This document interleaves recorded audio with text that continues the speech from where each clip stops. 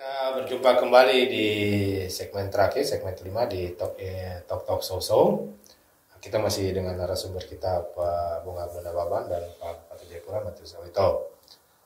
Jadi Pak Bupati dan Bung Abdul, saya sering jalan ke wilayah Pasifik. Pasti kita harus lewat Papua New Guinea.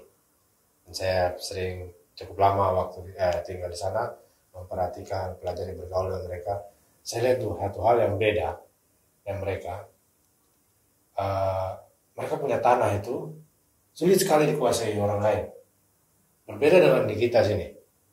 Kita ini macam orang bilang lepas tanah itu sangat mudah sekali. Ya. Itu memang kalau kita bicara soal kebijakan, mereka memang punya kebijakan yang cukup kuat. Selain mereka juga punya, orang bilang apa, raskul kan.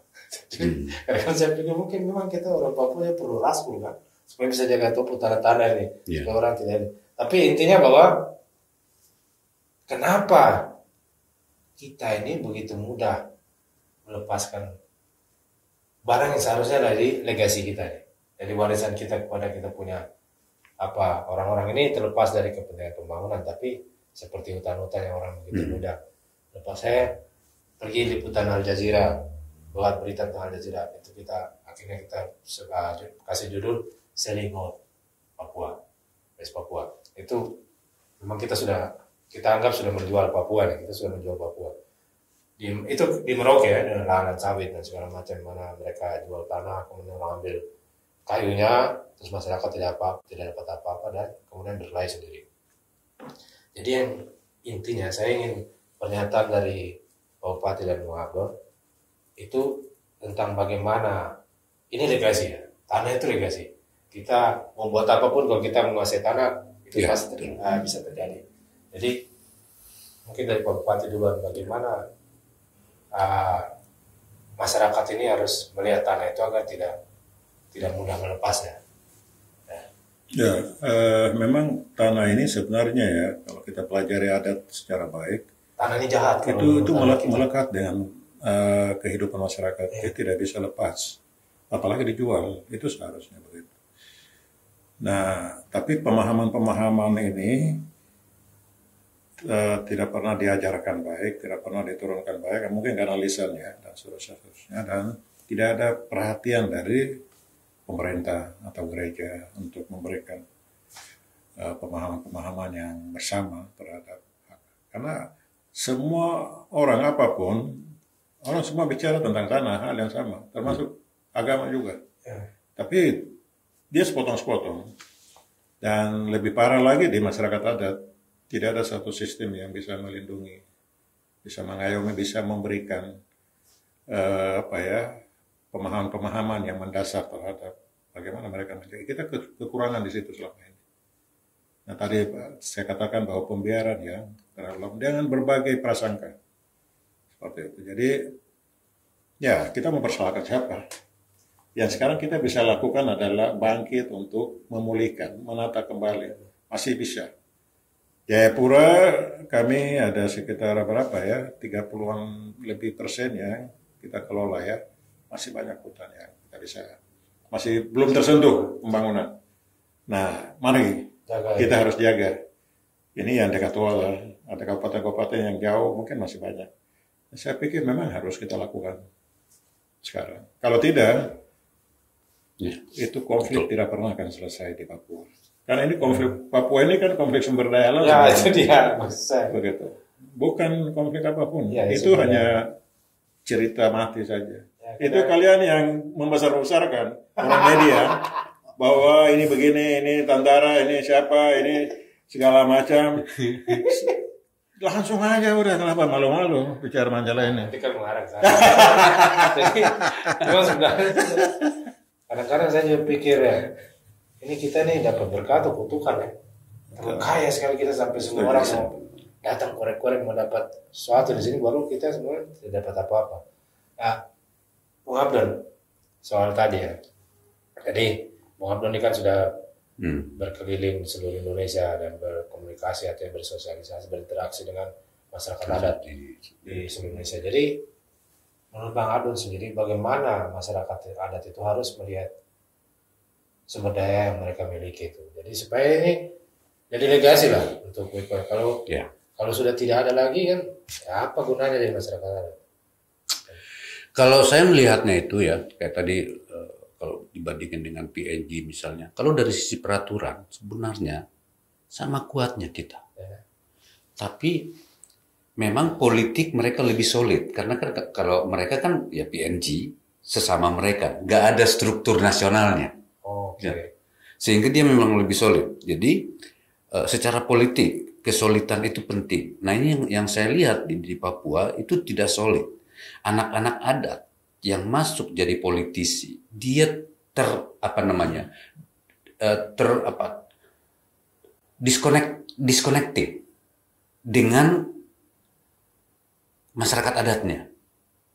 Jadi lebih politik ya? Lebih politik. Ya. Jadi bukan regulasi. Tadi regulasi kita sudah bilang dari mulai konstitusi kita malah. Lebih kuat ya. Ya, tinggal dilaksanakan. Nah, anak-anak adatnya ya tidak terkoneksi dengan asal usulnya.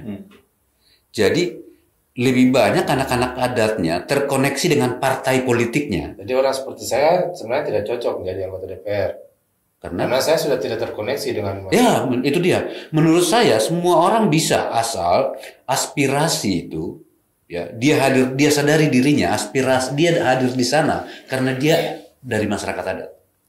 Bukan karena dari partai. Jadi menurut saya ini masalah kita sebenarnya di struktur politiknya.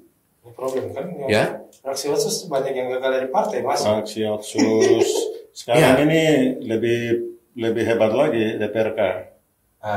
Ya. Kampung-kampung itu. Ini sekarang sudah mulai muncul gerakan-gerakan untuk rebutan kursi lagi. Kursi. Jadi ini luar biasa nanti. Itu yang saya bilang tadi. Ini lebih masalah politik di internal. Kalau misalnya katakanlah kader-kader masyarakat adat yang mau maju ke DPRK, ke DPRP, ke MRP, ada pembekalan adat. Apa yang mereka mau perjuangkan? Sebenarnya kita bisa seperti PNG. Karena ya landasan hukumnya ada. Ya. Itu satu. Jadi ada soal politik di situ. Soal kedua yang juga menyangkut bahwa Otsus Papua itu juga dasarnya kan afirmasi. Ya. Karena dia afirmasi tadi, misalnya dimulai dengan lembaga-lembaga negara dan atau perusahaan-perusahaan negara.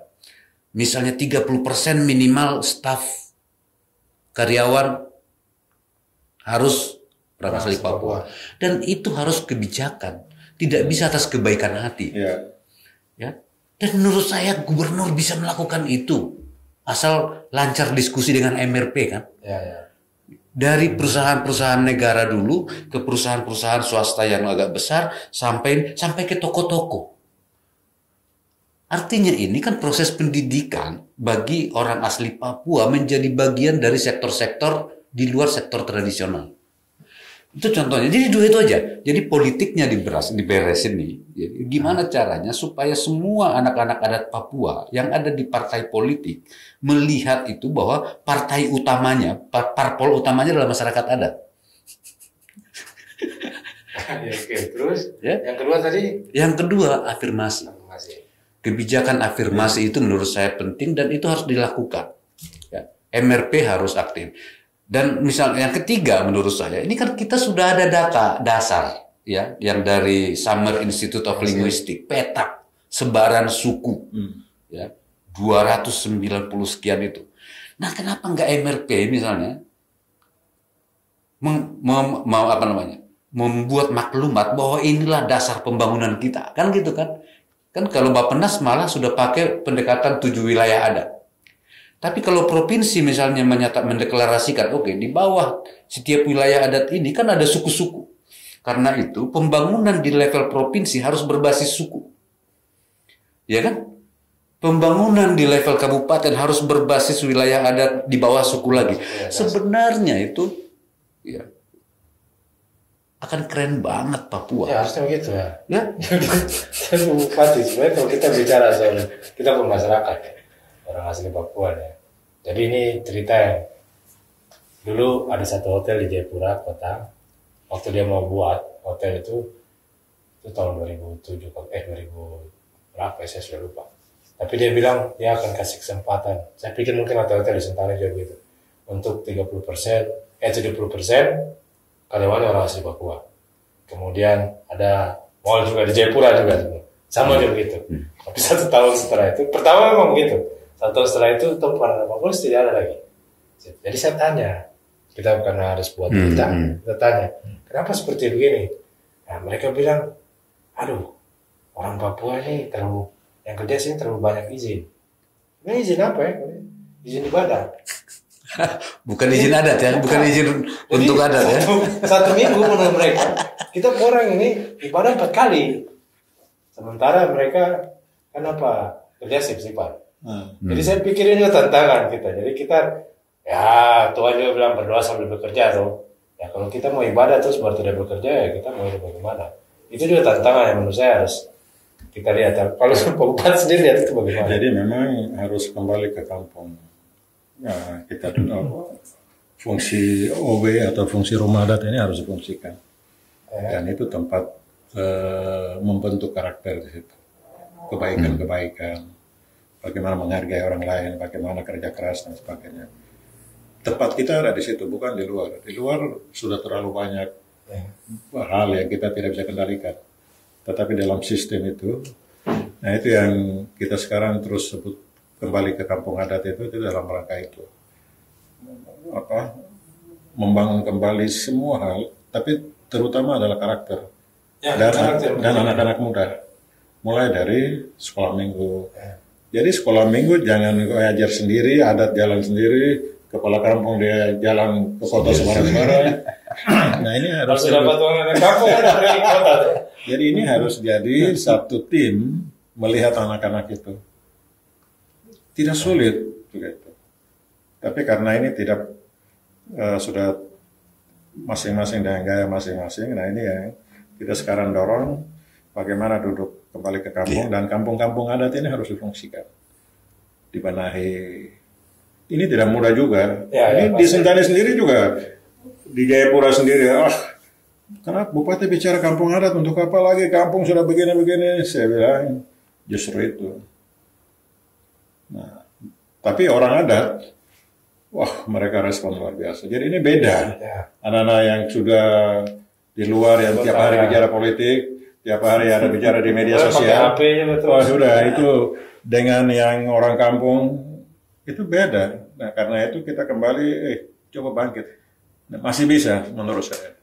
Oke, baik. Terima kasih. Kita sudah di penghujung talk sosok kita. Saya berterima kasih pada Bung Abdul dan Pak Bupati. Atau masih ada yang mau sampaikan? Sebenarnya pesan saya pertama itu untuk anak-anak adat yang di politik. Kembali ke kampung. Politik maksudnya apa nih? Iya kan DPR ini kembali ke kampung dan kemudian ikat kembali tali mandat dengan kampung adatnya masing-masing. Karena itu mereka akan membawa aspirasi yang menurut saya yang benar lurus gitu di arena-arena ini. Seperti saya tidak perlu kembali kampung karena saya tidak berminat ke DPR. Tetap juga wartawan pun sebenarnya aspirasi kampung adatnya masing-masing penting. Karena dia itu kan sistem nilainya yang paling penting. Ya saya pikir memang saya biasa pulang juga. Cuma orang seperti saya kan, kita punya kampung 2 jadinya. Kita aslinya ini kan di Nabire, kalau kampung. Tapi kemudian kita dibawa masa pengayawan itu ke Wondama. Saya paham sebenarnya Wanaha. Nah, cerita-cerita begini kan kebanyakan masyarakat sekarang sudah tidak tahu. Mudah-mudahan. Tapi penting sejarah itu. Nah, jadi kita berharap kolaborasi penting, tapi kita mulai dari kampung. Kolaborasi di mana kita berduduk bicara. Nah, saya jangan duduk tempat yang salah. Itu aja. Jadi kembali ke kampung, duduk di situ. Wah itu keren itu. Nah sekarang anak-anak muda mulai kita dorong mulai kreativitasnya. Ya saya lihat di Sentani terutama kemarin saya lihat mereka kembali ke, sebenarnya kalau bilang ke kampung belum terlalu, tapi kembali ke Sagu misalnya. Mereka mulai masuk ke Sagu, bikin restoran di sana, bikin pertunjukan. Nah itu menurut saya keren, cool. Dan itu akan membawa perubahan ya, saya percaya itu. Baik, terima kasih pemirsa sudah bersama-sama kami, dan terima kasih juga Pak Bupati Jayapura, Pak Mat Susanto sudah mau datang ke kantor kami ini. Mungkin juga belum. Jangan lupa ingatin, tahun depan kita Kongres Masyarakat Adat Oh iya, Nusantara.